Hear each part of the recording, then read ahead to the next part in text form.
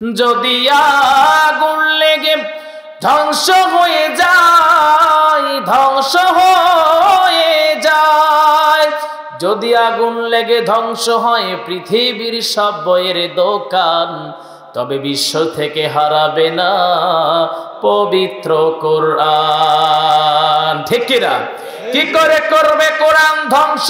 আগুনের তেজ আছে বিশ্ব ভরা লক্ষ লক্ষ কোরআনের হাফেজ,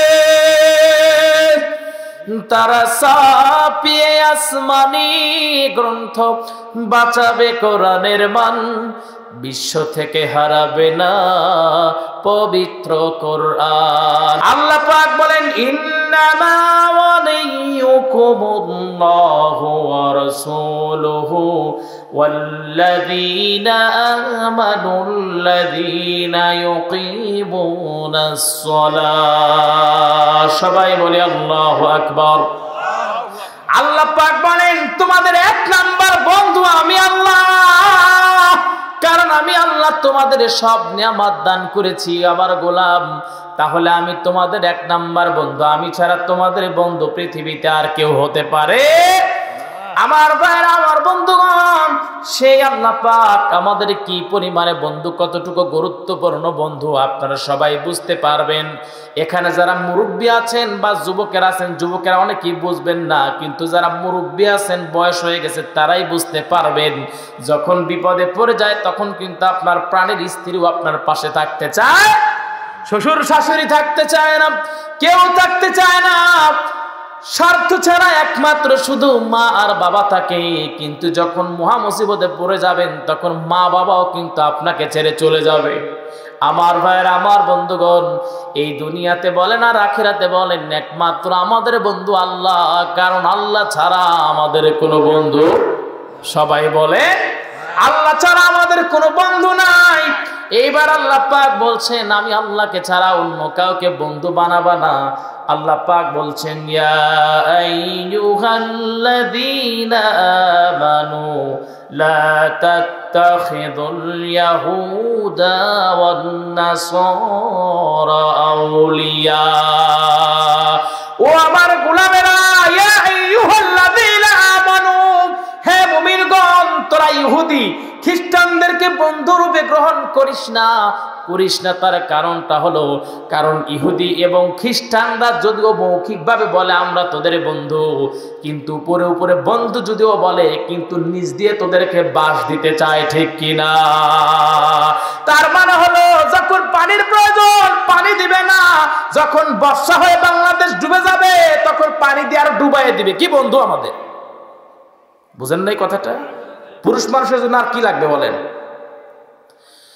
আমার ভাইয়েরা, আমার বন্ধুগণ, সেই আল্লাহকে আমাদের বন্ধু বানাতে হবে যিনি আমাদের সব নিয়ামত দান করেছেন। নবীজি বলেন, এই দুনিয়াতে যদি আল্লাহ ছাড়া কাউকে যদি আমাকে বন্ধু বানানোর যদি আদেশ আল্লাহ পাক দিতেন, আমি আমার আবু বকরকে ছাড়া অন্য কাউকে বন্ধু বানাতাম না। আমার ভাইয়েরা, আমার বন্ধুগণ, তার মানে রাসূল সাল্লাল্লাহু আলাইহি ওয়াসাল্লাম তিনি আল্লাহকে বন্ধু হিসেবে গ্রহণ করেছিলেন। নবীজি আমার আল্লাহকে বন্ধু হিসেবে যখন গ্রহণ করেছিলেন, আর আমরা যদি আল্লাহ হিসেবে বন্ধু, আল্লাহকে যদি বন্ধু হিসেবে গ্রহণ করে নেই, তাহলে আল্লাহর জন্য আমরা সব কিছু ছেড়ে দিতে পারবো। ঠিক কিনা? মান আহাব্বা লিল্লাহ ওয়া আবগাদা লিল্লাহ ওয়া আ'তা লিল্লাহ ওয়া মানা'a লিল্লাহ ফাকাদ ইসতাকমালাল ঈমান। আমাদের ভালোবাসা সবই যেন হয় মহান রবের জন্য, রাক্ষব ঘৃণাগুলো তাও যেন হয় শুধু প্রভু তোমার জন্য। ভালোবাসি বাসি ভালো, ভালোবাসি প্রভু তোমাকে, ইয়া হাবিবি ইয়া রাসূলুল্লাহ হৃদয়ে গেথেছি তোমাকে মান হাব্বা লিল্লাহ ওয়া আবগাদা লিল্লাহ ওয়া আ'তা লিল্লাহ ওয়া মানআ লিল্লাহ ফাকাদ ইস্তাকমালাল ঈমান। সবাই বলি আল্লাহু আকবার। আমার ভাইরা, আমার বন্ধুগণ, সবাই বলবেন এই দুনিয়াতে আমার আপনার নবীজিরে কাফের বেঈমানেরা কম অফার দেয় নাই, কিন্তু আল্লাহর নবী সাইয়্যিদুল কাউনাইন কাফেরদের অফার গ্রহণ করেন নাই, কাফেরদেরকে বন্ধু হিসেবে নবীজি গ্রহণ করেন নাই।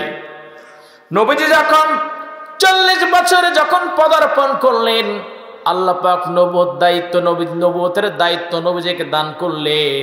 আমার আপনার নবীর নবুয়তের দায়িত্ব যখন পেয়ে গেলেন, আমার ভাইরা দায়িত্বটা কম নাকি বেশি? সবাই বলে কতটুকু বেশি?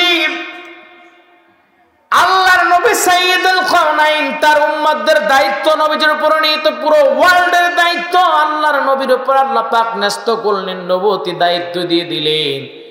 আমার আপনার নবী যখন নবুয়তি দায়িত্ব পেয়ে গেলেন, রাসূল যখন তার কওমের মানুষদেরকে যখন আল্লাহর কিতাবের দাওয়াত দিতে লাগলেন, কালেমার দাওয়াত দিতে লাগলেন, তখন ওই মুহূর্তে আবু জেহেল, উতবা, সায়বা তারা ভোটবিহীন ক্ষমতায় বসেছিল, ক্ষমতার চেয়ারে বসেছিল। ওই সময় ওই মুহূর্তে কিন্তু ভোটবিহীন ছিল, ক্ষমতা দিয়ে তারা বসেছিল, জনগণের মতের বিরুদ্ধে তারা ছিল। আল্লাহর নবীজি যখন কালেমার যখন দাওয়াত দিলেন, তখন আবু জেহেল, উতবা, সায়বা তারা যেই কাজটা করলো, নবীজির বিরোধিতা করলো। তারা বলল, মুহাম্মদ তুমি যেই কাজটা করছো এটা সঠিক কাজ করছো না, তার মানে তুমি যাই করো না কেন আমার বাড়ি খেয়ে আসো, টাকা লাগে নাও, নারী লাগে নাও, যা লাগে সব নিয়ে নাও, কিন্তু ক্ষমতার চেয়ারে গুতা মারবা না। আল্লাহ নবীর বিপক্ষে তারা বলেছিল, ওয়াকালাল্লাযীনা কাফারু লা তাসমাউ লিহাযাল কুরআন। মুহাম্মদ যে নবুয়ত প্রাপ্ত হয়ে যে কোরআন দিয়ে দাওয়াত দেয়, ওই কোরআনটাকে বন্ধ করে দাও। আমার ভাইরা, আমার বন্ধুগণ, সবাই জবান খুলে বলবেন তারা কি নবীজির কোরআনকে বন্ধ করতে পেরেছে? তারা কি পেরেছে নাকি? তারা ওই সময় পারে নাই, আজও পারবে না, কিয়ামত পর্যন্ত কোরআনটাকে বন্ধ করবে না। কারণ কোরআনটাকে যিনি হেফাজত করবেন তিনি কে? ইন্না নাহনু নাযালনা যিকরা ওয়া ইন্না লাহু লাহাফিজুন।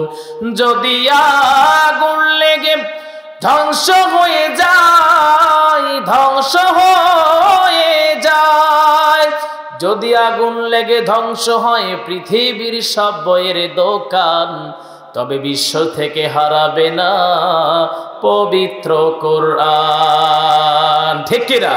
কি করে করবে কোরআন ধ্বংস? আগুনের তেজ আছে বিশ্ব ভরা লক্ষ লক্ষ কোরআনের হাফেজ,